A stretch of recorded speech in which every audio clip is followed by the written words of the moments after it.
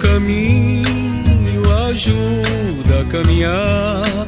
Oração, comunhão, alegria, palavra que ensina a amar. É Deus sempre conosco, de dia, de noite, disposto a andar.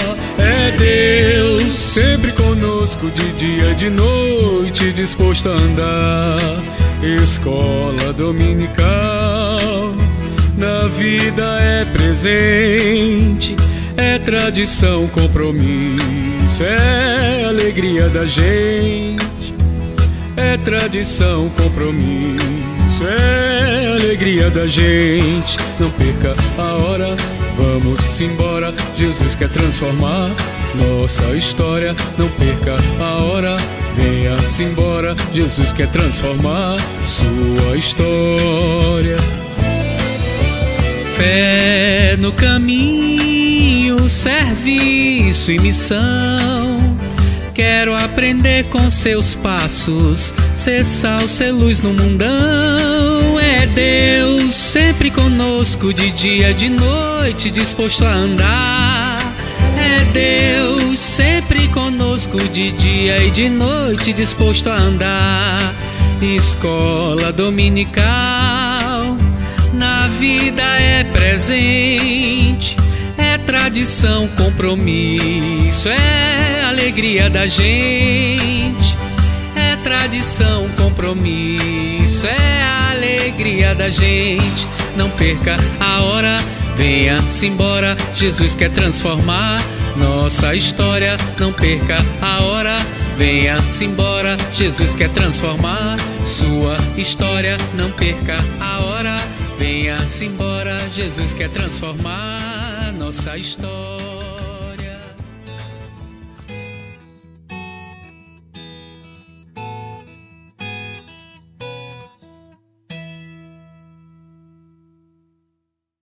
Na escola dominical de hoje, nós vamos estudar o texto do Evangelho de João, no capítulo 10, os versículos de 10 a 15, e vamos falar um pouco sobre o bom pastor.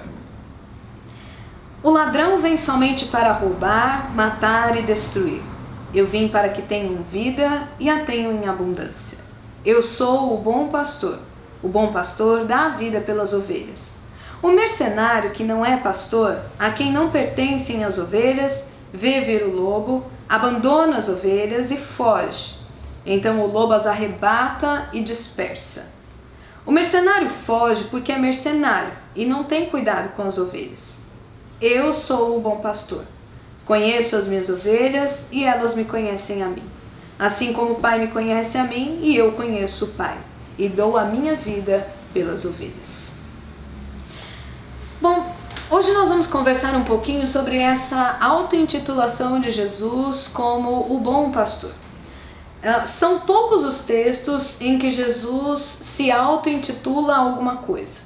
Mas esse texto de João 10 é um texto bastante enfático, em que várias vezes Jesus retoma a expressão eu sou o bom pastor, eu sou o bom pastor, eu sou o bom pastor. Por que será que Jesus traz essa expressão atribuindo então a si mesmo? Do hebraico roé, do grego poimen, pastor é a profissão daquele ou daquela que cuida de ovelhas. Sim, é daquela também. Mulheres eram pastoras, mulheres cuidavam de rebanhos de ovelhas.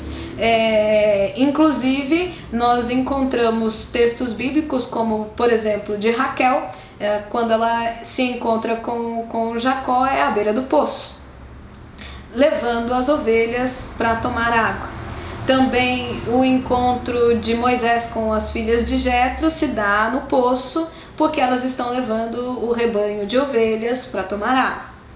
Então, no Antigo Testamento e no Novo Testamento, nós conhecemos exemplos de homens e de mulheres que são pastores de ovelhas. Por exemplo, Davi. Davi, antes de ser rei, era pastor de ovelhas. Lá quando ele foi lutar contra o gigante, antes dele lutar com o gigante, a experiência que ele tinha não era de exército. A experiência que ele tinha era de ser um pastor de ovelhas. Tanto é que o equipamento com o qual ele luta contra o gigante é justamente o equipamento de um pastor. Agora, então, por que é que Jesus traz essa expressão para si mesmo? Pastorear incluía algumas responsabilidades. Em primeiro lugar, pastorear incluía passar dia e noite com o rebanho de ovelhas. Isso mesmo, dia e noite. Por quê? Porque de dia o pastor acorda cedo e tira as ovelhas do aprisco e as leva para procurar pastagem. E nem sempre tem pastagem por perto. Então ele precisa estar cedo com as ovelhas para aproveitar o dia todo procurando pastagem para as suas ovelhas. Ele também precisava levar as ovelhas por volta do meio-dia para algum lugar onde tivessem águas tranquilas, preferencialmente água de poço, porque a ovelha não gosta de correnteza. Então não é também qualquer água que mata a sede da ovelha. O pastor precisa saber onde levar a ovelha para matar a sua sede, com uma água fresquinha, mas também tranquila. O pastor também tinha a responsabilidade de, ao entardecer, colocar as ovelhas num local seguro, chamado de aprisco. Mas ele não tem necessariamente um aprisco fixo. Por quê? Porque se a pastagem ao redor de onde ele está com as ovelhas acabar, ele precisa se mudar com as ovelhas. Então o tempo todo ele está com as ovelhas e o tempo todo ele está à procura de um lugar novo para as ovelhas, de uma pastagem nova e de montar um aprisco novo.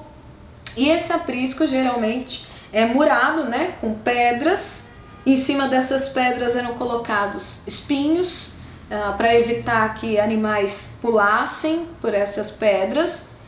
E havia uma pequena passagem pela qual as ovelhas entravam e saíam do aprisco. Não tem porteira no aprisco. Quem é a porta do aprisco é o próprio pastor. Ele se deita ou ele senta na porta do aprisco e ali ele se torna a porta. A ovelha não sai enquanto o pastor não se levanta, não sai da porta. Os animais selvagens não entram porque o pastor está ali de vigia o tempo todo na porta do aprisco. Os ladrões não entram porque o pastor está o tempo todo ali na porta de vigia do seu aprisco. O pastor, então, ele tem responsabilidade de noite com as ovelhas. E durante o dia ele tem que dar provisão de sustento, de comida e de água, e durante a noite ele precisa proteger as ovelhas. Para ele proteger as ovelhas, ele tem 3 equipamentos. O primeiro é um cajado. O cajado, quando a ovelha foge, por exemplo, quando ela se enrosca em alguma pedra, em algum lugar, o cajado serve para puxar a ovelha, né?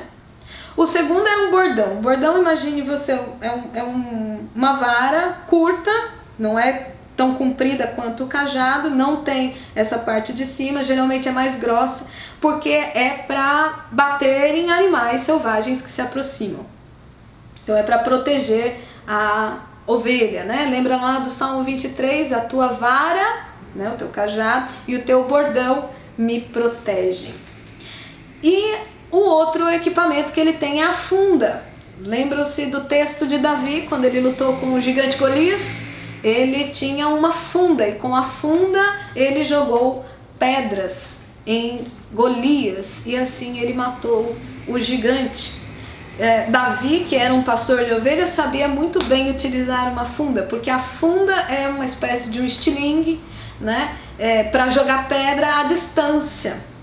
Então, como é que Davi conseguiu matar Golias? ele conseguiu matar Golias porque ele estava acostumado a lidar com animais selvagens que se aproximavam do rebanho e que ainda de longe ele conseguia tocar por conta de jogar pedras com a sua funda.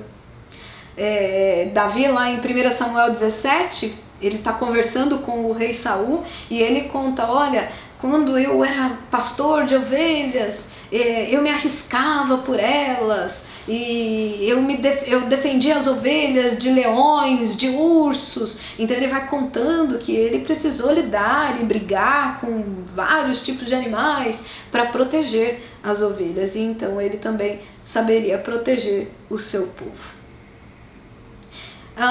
O pastor também é responsável por conduzir as ovelhas.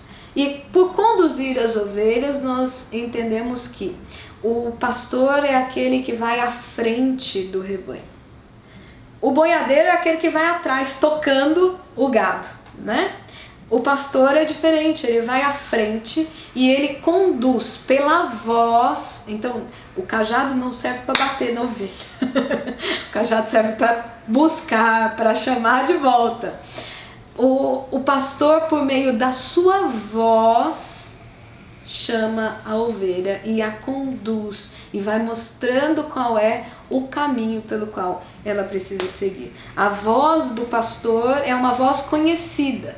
Para que as ovelhas conheçam a voz do pastor, lógico, vamos voltar aqui lá na primeira responsabilidade dele, é passar de noite com a ovelha, porque ela passa a conhecer melhor o seu pastor. Quanto mais tempo ele convive com as ovelhas, mais elas reconhecem a sua voz. E é lógico que essa então é uma relação de confiança da ovelha com o seu pastor. Também havia uma outra responsabilidade que está descrita lá em Ezequiel 34:12, quando Deus diz que vai à procura do seu povo, assim como o pastor vai à procura das suas ovelhas que se perdem. E ele não cessa de procurá-la enquanto ele não a encontra. O pastor, quando ele percebe que uma ovelha se perdeu do rebanho, ele tem a responsabilidade de ir atrás daquela que se perdeu. Por isso, Jesus, no Novo Testamento, traz à memória do povo a história, a parábola da ovelha perdida. Ele sabe que o povo conhece essa expressão lá do profeta Ezequiel. E ele sabe que Deus está à procura do seu povo, assim como o pastor está à procura das ovelhas que se perdem, ainda que seja uma, né? O pastor é responsável por zelar pela vida de cada uma das suas ovelhas. E por último, o pastor é então responsável por gerenciar toda a vida do rebanho de ovelhas. Ele precisa cuidar de cada um dos detalhes. Tosquear as ovelhas, tirar a lã. Ele é responsável por todo o processo de reprodução das ovelhas, então ele acompanha a ovelha desde o seu nascimento até a sua morte. Ele acompanha a morte das ovelhinhas, então ele lida literalmente, diretamente com o corpo da ovelha que morre. Ele lida com o excremento da ovelha, porque ele precisa manter o aprisco limpo. Ele lida com a ovelha que se machuca, então ele pega no machucado, ele pega na ovelha que se torna enferma. Ele lida com várias questões que a tradição religiosa dizia que tornava a pessoa que tocasse, por exemplo, no excremento, seja de qualquer animal, ou ainda numa pessoa ou animal ferido, numa pessoa ou animal enfermo, numa pessoa ou num animal morto, qualquer pessoa que tocasse numa dessas coisas se tornava ritualmente impuro. Significa que eu não posso, nesse momento, tocar em ninguém, porque eu também torno a pessoa impura. Eu não posso, nesse momento, estar na casa do Senhor, porque eu estou impuro. Eu fiz algo que não agrada. Eu lidei com aquilo que estava à beira da morte ou já morto. A lei de Moisés, lá em Levítico 11, tinha toda uma orientação acerca dessas questões. E a profissão do pastor, da pastora, era uma profissão que lidava diretamente com todas essas questões. Era impossível não lidar com o ferido, com o enfermo, com o morto e nem com o excremento. Era impossível não lidar com isso. Então, a profissão do pastor, da pastora, não é também uma profissão assim muito benquista, né? Não é uma profissão bem vista pela sociedade, porque o tempo todo o pastor está lidando com questões de pureza e impureza. E ele precisa o tempo todo passar por rituais de purificação. Até por conta disso, o pastor não fica voltando para sua casa o tempo todo. Ele passa vários dias com as ovelhas, com o rebanho lá na pastagem, procurando novos pastos e tal, para depois voltar para casa. Porque quando ele volta, ele tem todo um ritual para se tornar puro, para estar em casa, para abraçar a família, para estar na convivência dentro de casa, para ir no templo. Então tem todo um ritual por trás desse retorno dele para casa. Então ele passa muito mais tempo com a ovelha do que fazendo qualquer outra coisa da vida dele. Por que é que Jesus se auto-intitula bom pastor? Vamos pensar na profissão do pastor e vamos pensar no ministério de Jesus. Em primeiro lugar, na tradição do povo de Deus, todos os líderes nacionais eram conhecidos como pastores. Porque eram responsáveis por guiar o povo, porque eram responsáveis por dar provisão, né, de sustento, de água, de comida para o povo. Ele precisava dar acesso a isso, né, para o seu povo. Ele era responsável também por murar a cidade, para proteger o seu povo dos inimigos, dos povos inimigos. Então, assim, tem muitas semelhanças entre a profissão do pastor e um líder que cuida do seu povo. Então, os líderes nacionais eram conhecidos como pastores. Jesus foi um grande líder e que nos protegeu, que nos deu guarida, que nos deu provisão. Então, ele traz para si também essa expressão, porque ele sabe muito bem do que ele está falando. Em segundo lugar, ele também quer falar para o povo que ele vai procurar as ovelhas perdidas de Israel. E o texto, se você ler um pouquinho mais dos versículos que estão aí logo adiante, você vai perceber que Jesus diz assim também: e eu não vou somente atrás das ovelhas perdidas de Israel, mas eu vou ainda procurar ovelhas que não são deste aprisco.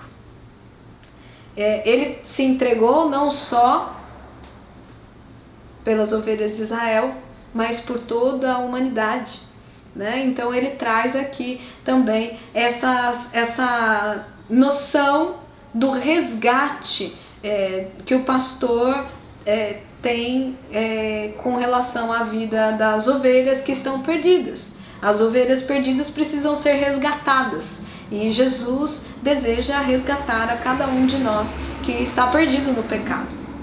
Nos versículos 12 e 13, Jesus faz um contraste entre ele, como bom pastor, e o mercenário. Mercenário é o pastor assalariado, ou seja, é o pastor que não é o dono das ovelhas, né? Ele é pago para cuidar das ovelhas. Esse pastor, Jesus diz o seguinte, que esse pastor, quando vem um animal selvagem e ele vê que ele corre risco de perder a vida, ele dá no pé. Por quê? Ele não tem vínculo com as ovelhas, né? Ele não é dele. Então, tanto faz como tanto fez. É só mais um emprego. Para Jesus, a relação é outra. A relação que ele tem com as suas ovelhas, a relação que ele tem conosco, é uma relação de confiança, uma relação de vínculo, de amor, de cuidado, de carinho. Jesus não nos abandona na hora da tribulação, Jesus não nos abandona na hora da provação, pelo contrário, né? Nem com todo o risco que ele correu diante da sua crucificação, ele não desistiu de nós, ele não deu no pé. Ele continuou firme e forte para nos resgatar, para nos salvar. O que é que um pastor faz quando a sua ovelha está em perigo? Ele se arrisca, e se arrisca pelas ovelhas. Jesus vai até além disso.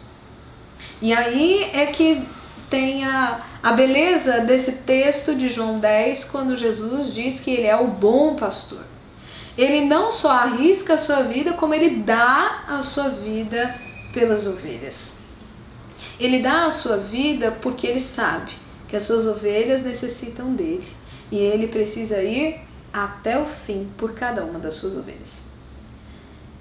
Ele quer falar de algo que vai muito além da função pastoral.